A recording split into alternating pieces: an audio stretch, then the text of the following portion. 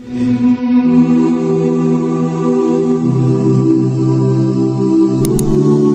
مسلم میں حدیث ہے، میرے حوض کوثر پہ کچھ اصحاب لائے جائیں گے، میں کہوں گا اصحابی اصحابی میرے اصحاب ہیں، مجھے کہا جائے گا میرے آپ کے بعد انہوں نے دین کو چھوڑ دیا تھا، الٹے قدم پھر گئے تھے، میں کہوں گا سحقن سحقن لمن غیر بعدی۔ انگریزی کی ایک مثال ہے، little knowledge is very dangerous, کم معلومات آدمی کے لیے بڑی نقصان دہ ہو سکتی ہیں۔ ہم اس کو اردو میں محاورتاً اس طرح کہتے ہیں، نیم حکیم خطرہ جان، نیم ملا خطرہ ایمان۔ اور یہ اگر وہ ملا وہ والا لیا جائے نا، اصل ملا جو لفظ جہاں سے آیا ہے لکھنؤ شیعہ کے یہاں سے، تو یہ نیم ملا نہیں، ملا تو یہ پورا ہے، لیکن نیم طالب علم بھی نہیں ہے، نیم طالب علم بھی نہیں ہے۔ بدقسمتی ہماری، ان کی نہیں، بدقسمتی ہماری یہ ہے، ان کو سننے والے جو ہے نا ان کی کیفیت یہ ہے کہ ان کو اتنی توفیق نہیں ہوتی ہے کہ یہ جو بول رہا ہے ہم اس کے لیے کتابیں کھول کر دیکھ لیں، اور جو اگر کتابیں کھول کر دیکھی نہیں سمجھ میں آئی بات، علماء سے رجوع کر لیں، تحقیق کر لیں، اس کے بارے میں پڑھ لیں، سمجھ لیں آیا یہ بات اسی طریقے سے، کیونکہ یہ تو بات مسلمات کے خلاف ہے نا۔ اللہ کا قرآن جگہ جگہ جن حضرات کی تعریف، فضیلت و توقیر بیان کرتا ہو، اللہ کے رسول صلی اللہ علیہ وسلم جس طریقے سے اپنے ساتھیوں کے حقوق کو لوگوں کو یاد دلاتے ہوں، کیا یہ ممکن ہے کہ ان میں سے بعض لوگ وہ جہنم کے اندر جائیں گے، یا نعوذ باللہ ان میں سے بعض لوگ بدعتی ہو جائیں گے؟ اور پھر سب چھوڑیں، صحابی کا معنی کیا ہے؟ بھول گئے نا کتنی جلدی؟ دیکھو کیا کہہ رہا تھا میں، غور کرو غور کرو، کہہ رہا تو نہیں کہہ رہا تھا، غور کرو۔ صحابی کا معنی کیا ہے؟ ساتھ دینے والا، دوست، ایک ساتھ زندگی بسر کرنے والا، وہ جو بعض افعال و اعمال کی وجہ سے کسی کی طرف انتساب کرتا ہو، یہ سب معنی میں ہم نے پڑھے نا۔ اب سمجھے ذرا اس بات کو، اگر مثال کے طور پر معنی ہو اصحاب الرسول، تو معنی کیا ہوں گے؟ رسول کے ساتھی، اصحاب الرسول رسول کے ساتھی۔ اور سمجھے بات کو، لفظ صحبت سمجھتا کہ جس کو معنی کیا ہے؟ ساتھ دینے کے نا، اور ایک ساتھ ایک عرصہ گزارنے کے۔ تو آپ سمجھے ذرا اس بات کو کہ اب عقل یعنی عقل صحیح کا جب بندہ استعمال کرتا ہے تو کیا پتہ لگتا ہے؟ ایک آدمی ایک زمانہ ڈکیتوں کے ساتھ زندگی بسر کرے تو اگر فرض کرے ڈکیتی مارنے جیسی ہمت نہ ہو، ڈکیتی مارنے کے آئیڈیاز تو سب آتے ہوں گے نا اسے۔ ایک آدمی منشیات فروش کے ساتھ رہے، اس کے اندر منشیات بیچنے کی ہمت ہو یا نہ ہو، لیکن منشیات بیچنے والوں کے ساتھ رہنے کی وجہ سے اسے منشیات اور منشیات بیچنے کی ساری ٹرکس پتہ ہوں گی نا۔ میرے ایک آدمی طالب علموں کے ساتھ بیٹھے، علماء کے ساتھ بیٹھے، اس کے عمل میں بھلے کسی بھی قسم کی کوتاہی کیوں نہ ہو، دین کے معاملے میں آگاہی تو اس میں ہوگی نا۔ آپ سمجھو ذرا اس بات۔ صحبت کس کی؟ محمد الرسول اللہ صلی اللہ علیہ وسلم کی صحبت، ان کی۔ سیکھا کیا؟ بدعتیں نکالنا۔ سیکھا کیا؟ دین سے پھر جانا۔ سیکھا کیا؟ فسق و فجور۔ پڑھیں گے ہم اس پہ بہت تفصیلیں آگے، اللہ توفیق دے گا ہم اس کو پڑھیں گے، لیکن میں بتانا ابھی کیا چاہ رہا ہوں، جب آپ کو اللہ رب العزت نے ایک عقل صحیح دی ہے کہ آپ اپنی عقل کا صحیح استعمال کر سکتے ہیں، اور میرے بھائی ذرا سمجھو تو صحیح، ایک آدمی آپ کو چونا لگا رہا ہے۔ کیا لگا رہا ہے؟ چونا۔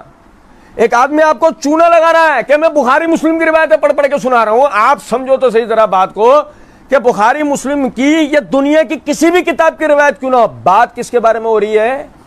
رسول اللہ صلی اللہ علیہ وسلم کے صحبت حاصل کرنے والوں کی بات ہو رہی ہے۔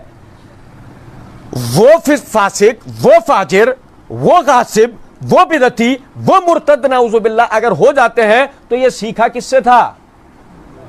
یہ ساری چیزیں سیکھی کس سے تھیں؟ فطرتن۔ فطرتن بات کہاں جاتی ہے؟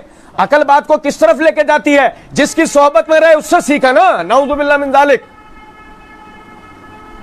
اصحاب الرسول، یار لوگ ایسے ہی نہیں بولتے اصحاب اصحاب، کالے والے وہ ایسے ہی نہیں بولتے اصحاب اصحاب۔ کبھی سنے ان کے منہ سے پورا لفظ اصحاب الرسول؟ کبھی نہیں سنو گے آپ۔ اس میں ایک عقل مندی ہے کہ جب آپ نے بول دیا اصحاب الرسول تو ابھی آپ کیا کہہ رہے ہو منہ سے؟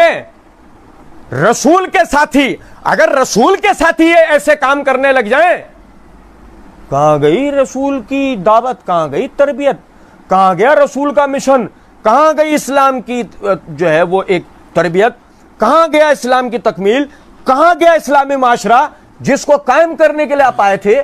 یہ لوگ پیدا کر کے دیے ہیں، یہ لوگ بنا کر دیے ہیں بھائی میرے. تو سمجھیں، وہی روایت پڑھ کر سنائی جاتی ہے کہ صحیح بخاری کتاب الفتن کے اندر حدیث نمبر 7048 کہ ابن ابی ملیکہ وہ بیان کرتے ہیں کہ نبی اکرم صلی اللہ علیہ وسلم نے فرمایا میں حوض کوثر پہ ہوں گا اور اپنے پاس آنے والوں کا انتظار کرتا رہوں گا، پھر کچھ لوگوں کو مجھ تک پہنچنے سے پہلے ہی روک دیا جائے گا، تو میں کہوں گا یہ تو میری، سنیں ذرا بات کو، الفاظ ہیں روایت کے اندر، امتی، یہ کیا ہے؟ فَأَقُولُ امتی، میں کہوں گا یہ میری امت ہے. فَيُقَالُ لَا تَدْرِي مَا شَوْفِ عَلَى الْكَهْكَرِيَةِ، کیا آپ کو نہیں پتا یہ اپنی ایڑیوں کے بل پیچھے پھر گئے تھے؟ بھائی میرے آپ سمجھیں، جب آپ اسے اس جگہ سے پڑھتے ہیں جہاں لفظ اصحابی آتا ہے تو آپ اس کو کتاب الفتن حدیث نمبر 7048 سے کیوں نہیں پڑھ لیتے جہاں اس کی تشریح ہو جاتی ہے کہ اصحابی سے مراد کیا ہے؟ ابھی ہم نے پڑھا نا، یہ لفظ بطور انتصاب بھی استعمال ہوتا ہے، اصحاب الجنہ جنت والے، اصحاب الجحیم، اصحاب الکہف و رقیم. بھائی میرے تو اصحاب الاسلام کے معنی کیا ہے؟ اب اس میں سے اسلام ہٹا دو، لفظ کیا بچا؟ اصحاب. سمجھو تو اصحاب سے مراد یہ امتی تھا جو کہ دوسری حدیث نے تشریح کرتی تھی. لیکن مسئلہ سارا یہ ہے کہ ایک تو آپ ایک سوچے سمجھے مشن کے ساتھ بیٹھ کے لوگوں کو گمراہ کر رہے ہو کہ آپ نے اسی جگہ سے پڑھ کے سنانا ہے جہاں سے آپ، وہی سامری کے دربار میں جو واقعہ ہوا کہ پھینکی رسیاں اور پبلک کو دکھائے سانپ. بھائی میرے پھینکی رسیاں اور پبلک کو دکھائے سانپ، مسئلہ تو پبلک کا ہے نا. رسیاں دیکھ کے جو رسیاں ہیں انہیں سانپ سمجھ کے گمراہ ہو رہے ہیں. بھائی میرے بالکل اسی طریقے سے آپ سمجھو ذرا اس بات کو.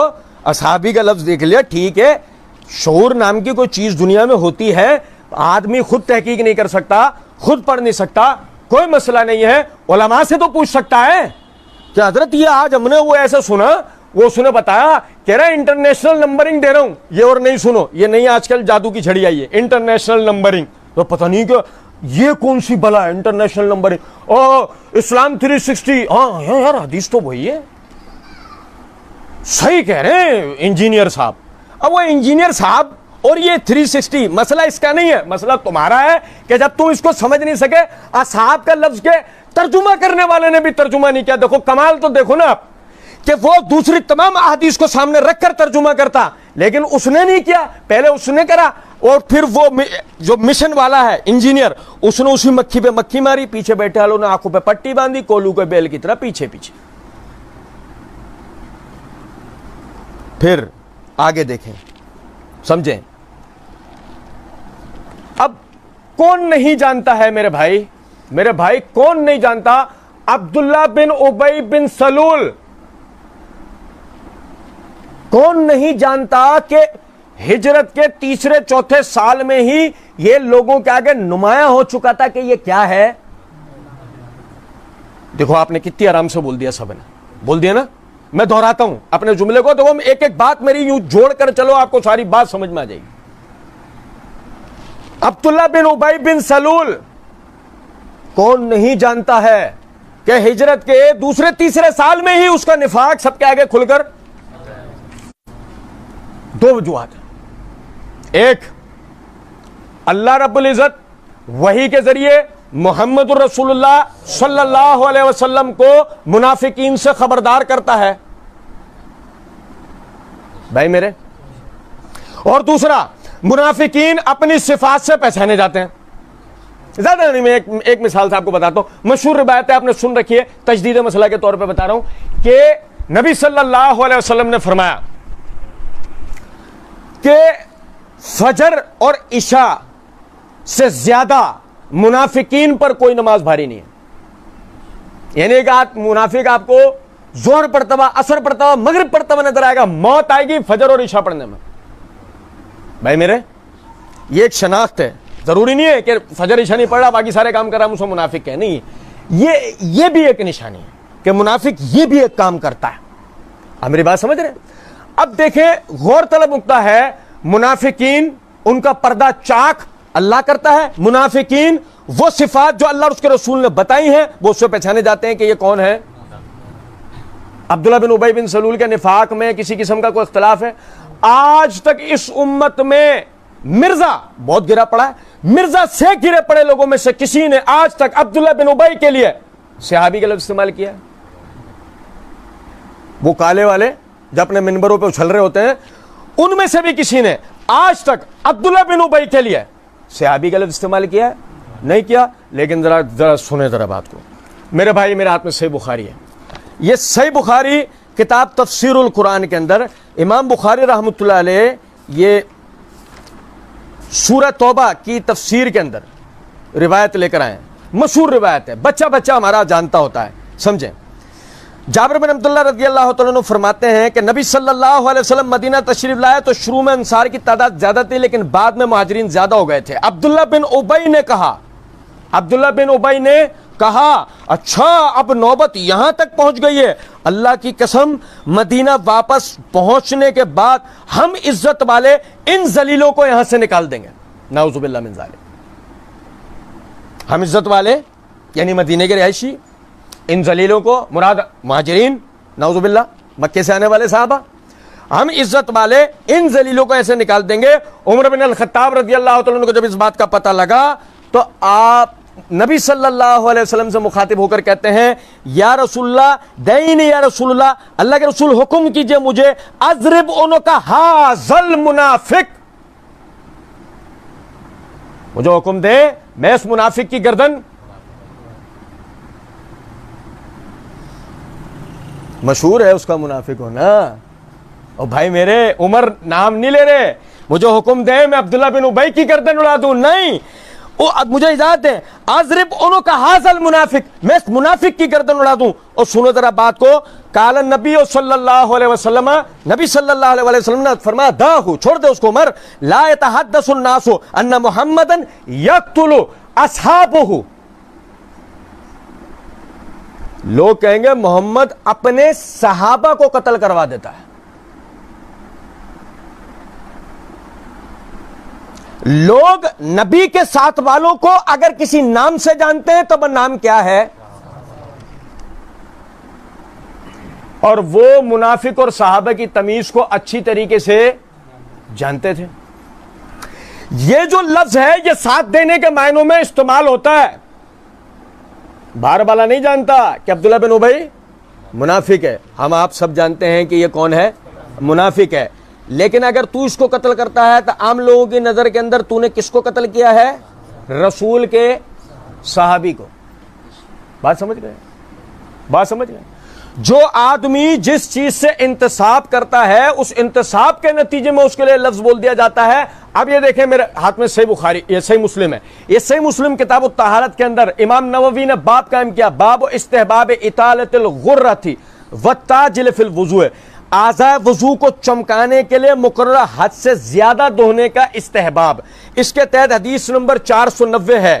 ابو ہریرہ رضی اللہ تعالیٰ عنہ فرماتے ہیں کہ رسول اللہ صلی اللہ علیہ وسلم نے فرمایا, میرے بھائی فیصلہ کن بات بتا رہا ہوں آپ کو, توجہ کریں.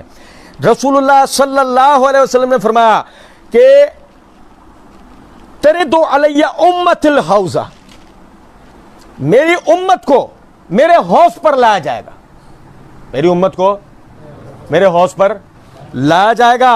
اور فرمایا کہ اس وقت میں یعنی لوگوں کو میرے حوض سے یعنی ایک شخص روک رہا ہوگا جیسے کوئی شخص اپنے یعنی حوض سے پرائے اونٹوں کو دور کر رہا ہوتا ہے, یعنی ہانک رہا ہوگا اس وہ ہجوم کی وجہ سے. صحابہ کرام نے پوچھا اے اللہ کے نبی صلی اللہ علیہ وسلم, آپ ہم کو پہچان لیں گے؟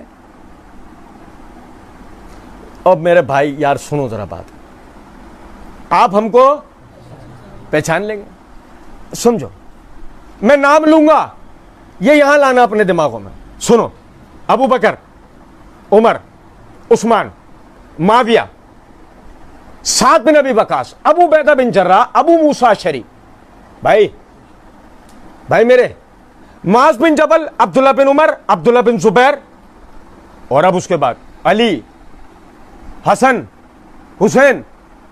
اور بھائی سمجھو, کیا گمان بھی گزر سکتا ہے کہ نبی صلی اللہ علیہ وسلم انہیں, ان کے چہروں کو فراموش کر پائیں گے؟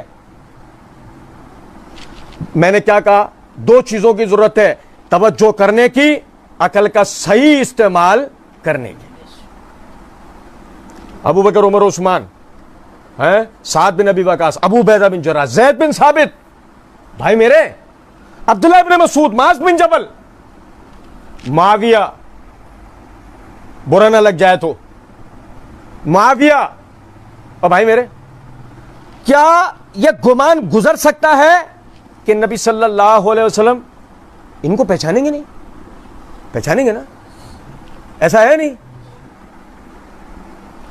اللہ کے رسول, کیا آپ ہم کو پہچان لیں گے؟ تو صاف بات ہے نا, جب کہا یہ جا رہا ہے کہ میری امت کو حوض پہ لایا جائے گا, اور جب صحابی کہہ رہا آپ ہم کو پہچان لیں گے, تو مطلب امت سے ہے نا, صحابہ سے تو نہیں ہے, کیونکہ صحابہ کو تو آپ پہچانتے ہیں, صحابہ کو تو آپ جانتے ہیں. آپ نے فرمایا ہاں, چونکہ تمہاری ایک ایسی نشانی ہوگی جو کسی امت میں نہیں ہوگی. تم جس وقت میرے پاس حوض پر آؤ گے تو تمہارا چہرہ اور ہاتھ اور پیر آثار وضو کی وجہ سے سفید اور چمک رہے ہوں گے, اور تم میں سے, اب دیکھو سنو ذرا بات کو, پہچان کی نقطہ کیا بتایا کہ جب حوض پہ میری امت کو, تم لوگوں کو جب لایا جائے گا, میری امتیوں کو جب لایا جائے گا, میں پہچانوں گا کیسے؟ ان کے وضو کے اعضاء, ہاتھ, چہرہ, پیر وغیرہ چمک رہے ہوں گے, اس سے میں پہچانوں گا یہ میرے. ورنہ صحابہ کرام کو آپ نہیں جانتے. یہ جو میں نے نام لیا, میں نے پتہ یہ نام کیوں لیے, معذرت کے ساتھ سنو, توجہ سے میری بات سنو. میں آپ کو ایسے نام بتا سکتا تھا, ایسے نام لے سکتا تھا جن میں سے خال کو شاید آپ جانتے ہوتے, لیکن میں نے یہ نام اس لیے لیے, یہ وہ نام ہے جن کو آج اچھالا جاتا ہے, جن پر آج پروپیگنڈا, سارا پروپیگنڈا کھڑا ہی ان ناموں کے اوپر ہوتا ہے.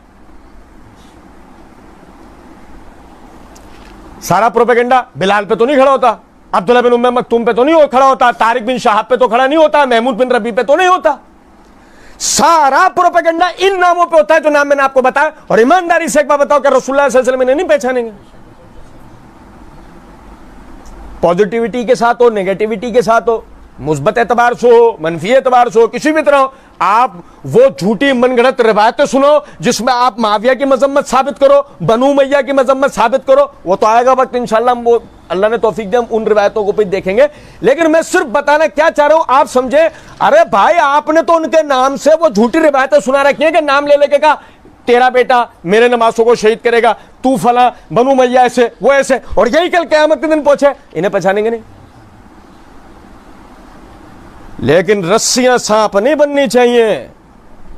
مسئلہ سارا ہے یہ, رسیاں ہی دکھ رہی ہونا تو ساری بات سمجھ میں آ سکتی ہے, کیا جادو ہے, کیا معجزہ ہے, کیا جادو ہے اور کیا معجزہ ہے.